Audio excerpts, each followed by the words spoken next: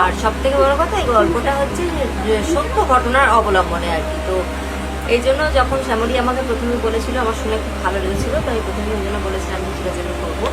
আর গল্পটার একটা মানে one of the main character ছিল আমার।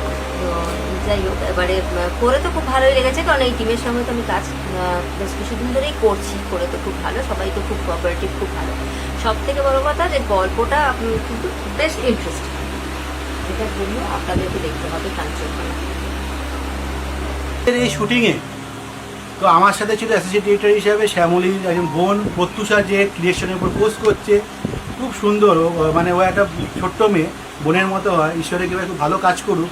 প্রত্যেকে আমি অনেক কিছু শিখতে পেরেছি, মানে অনেক কিছু জিনিস তো আমি শিখছি, ওর মানে শিখেছি। ও আমার সাথে ছিল অ্যাসোসিয়েট ডিরেক্টর হিসাবে। তো ক্যামেরার কাজটা যখন করছিলাম অনেকটা আমার পক্ষে হেল্পফুল হয়েছে, বিশেষ করে সবাই হেল্প করেছে। তো প্রত্যুষা আমার সাথে পুরো ফ্রেম টু ফ্রেম ছিল, অনেক খেটেছে স্ক্রিপ্টের উপর।